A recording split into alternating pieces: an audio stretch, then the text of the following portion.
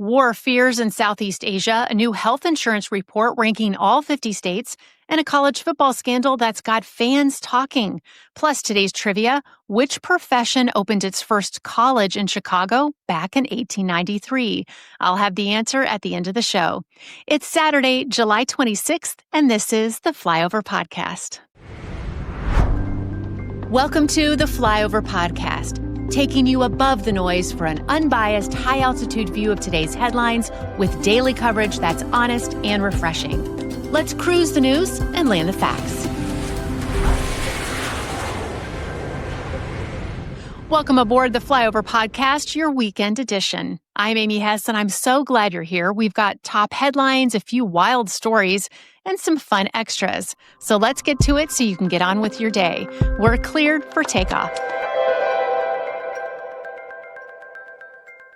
All right, here's what's making news across the country and around the world. First up, war fears are rising in Southeast Asia as fighting escalates between Thailand and Cambodia. Tens of thousands of people have fled their homes along the border, and the UN Security Council is now holding an emergency meeting. At least 14 civilians have been killed in Thailand, and Cambodia reported its first death Friday.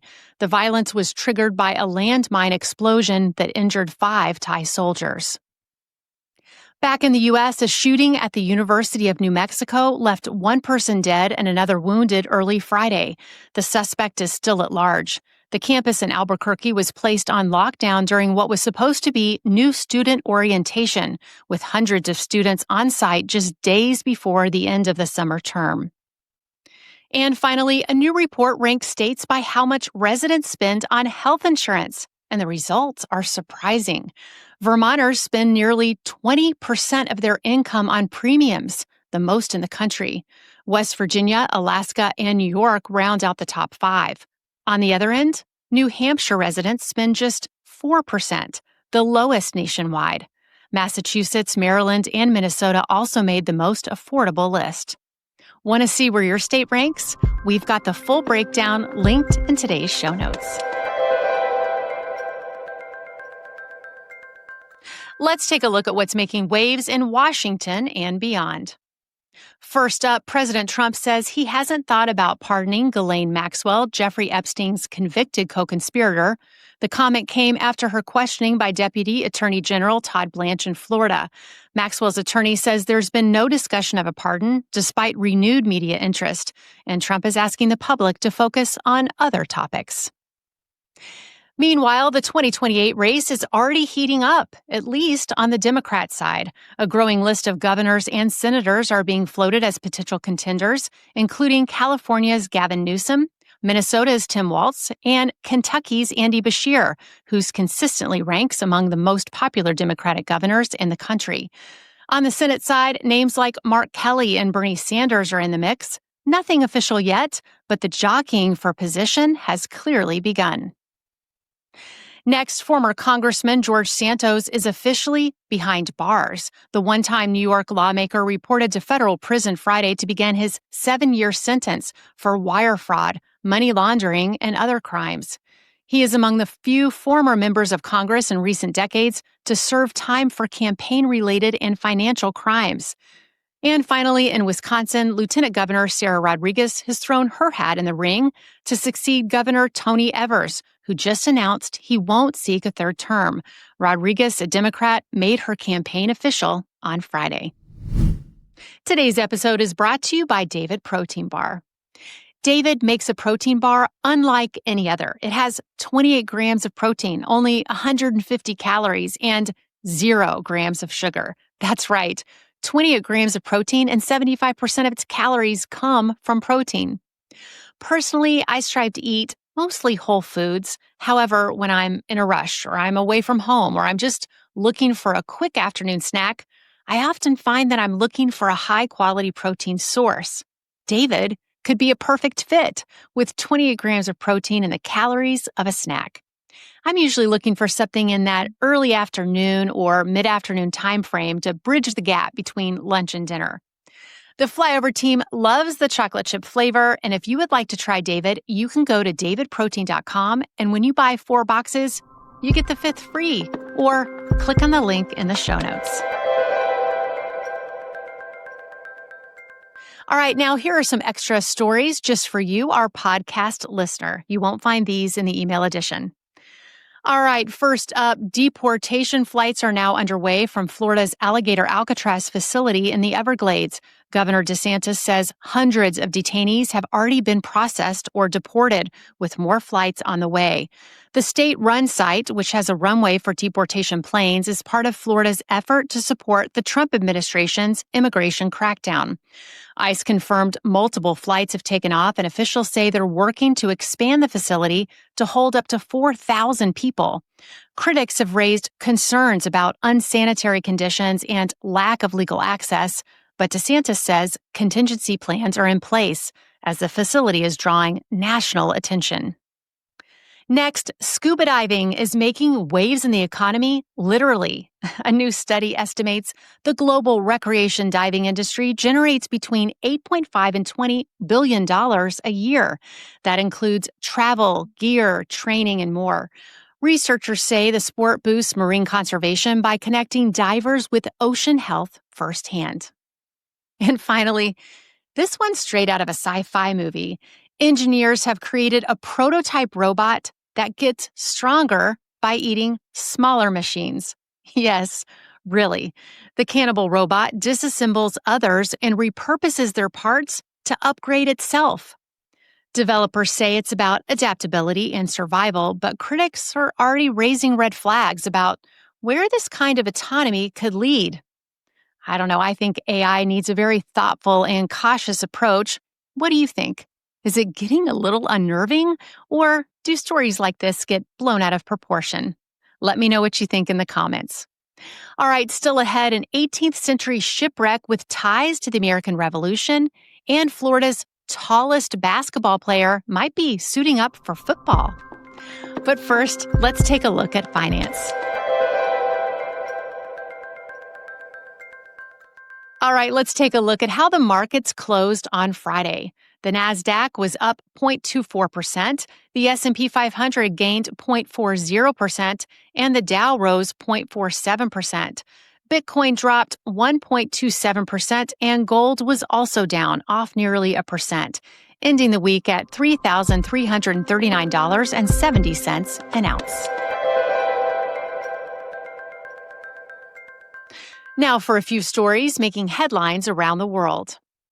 First up, Israeli Prime Minister Benjamin Netanyahu and President Trump say Gaza ceasefire talks are effectively off the table. Both leaders said Friday it's become clear that Hamas isn't interested in a deal. Meanwhile, French President Emmanuel Macron says France will officially recognize the state of Palestine this September at the UN General Assembly. The move could put added pressure on other European nations ahead of the fall session. And finally, a bit of maritime mystery. Researchers believe they've identified an 18th century warship off the coast of Scotland. It's likely the Earl of Chatham, a vessel that fought in the American Revolution, hunted whales in the Arctic, and met its end in a storm. That's a lot of nautical history packed into one wreck. All right, now it's time to check the scoreboard. Here's what's going on in sports. First up, a college football scandal that's raising eyebrows. Leaked messages show a Memphis player allegedly sent his team's playbook to an opposing quarterback ahead of their game. And sure enough, Memphis lost 44-36. The school is investigating, but safe to say this one has fans fired up. Meanwhile, LeBron James is threatening legal action after an AI company created bizarre fake videos of him, including one where he appeared to be pregnant. His lawyers are calling it defamation, and it's adding fuel to the debate about deepfakes and celebrity rights. All right, now here's a fun one. Florida's 7'9", yes, 7'9" basketball player, Olivia Rayu, just worked out with the school's football team to see if he could block field goals. No word yet on whether he's switching sports, but let's just say if you're a kicker, that's a lot of vertical to get past. And finally, ESPN just dropped its college football mascot power rankings, breaking down everything from best costume to top live animal. Did your school's mascot make the cut? Let me know who you think reigns supreme. We've got a link in today's show notes to check it out. All right, before we land today's episode, we've got a workplace romance and a court case involving Google and a backyard gone wrong, plus your poll results and the answer to today's trivia. All right, let's hit some rapid fire headlines before we land this thing. First up, a workplace romance gone viral has ended with 2 resignations. The HR executive caught on a Coldplay concert kiss cam with her CEO has stepped down from AI company Astronomer just days after the CEO resigned. Meanwhile, explorers have uncovered new World War II artifacts near the Solomon Islands.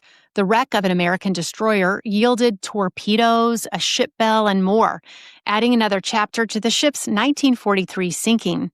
I've got a big World War II buff in the family, so I know he's going to be checking this out. And hey, maybe you will too. If you want to see a video of the discovery, we have it linked in today's show notes. And finally, talk about a privacy fail. An off-duty officer in Argentina just won $12,500 in court after a Google Street View car caught him completely naked in his backyard. He says he was behind a 6-foot wall at home when the photo was taken, but it showed not just him in his birthday suit, but also his house number and street name. The image went viral, and let's just say his neighbors didn't let it go unnoticed. A lower court blamed him for walking around, quote, in inappropriate conditions, but an appeals court disagreed, calling it a blatant invasion of privacy. As the judge put it, quote, no one wants to appear exposed to the world as the day they were born. Honestly, fair point. What do you think? Was this Google's fault, or do you agree with the neighbors that maybe he shouldn't have been out there in the nude in the first place? Let me know in the comments. All right, now it's time for Pole Position, where we turn the mic over to you. Yesterday's results are in. We asked if you watch professional wrestling. 57% of you said you don't care. 22% said have never seen it. 17% said sometimes, and just 4% called themselves avid fans. So not exactly WrestleMania fans around here. And I've got to agree with you. I've just never really been able to get into it. All right, here's today's poll. What was the coolest part of back-to-school shopping as a kid? Was it the trendy clothes, the latest lunchbox, fresh school supplies, new shoes, or something else entirely? Let me know what made your list. For me, it was always the first day of school outfit. I got to go with clothes on this one. I'll reveal the results in tomorrow's episode. All right, and now it's the moment you have all been waiting for. The answer to today's trivia question. All right, we asked, which profession's first college was established in Chicago in 1893? The answer? Barbering. Yep, turns out A.P. Moliere was way ahead of his time when he opened the very first barber school. It offered full training in hair cutting, shaving, and grooming, and honestly, who doesn't love a good fresh cut? I don't know about you, but I feel like I can't even style mine the way a professional can, so I'm thankful for all the hairstylists out there. All right, that's going to do it for today's episode of the Flyover podcast. I always love spending part of my weekend here with you, and I hope you're heading into the rest of your Saturday feeling a little more informed and maybe a little more entertained too.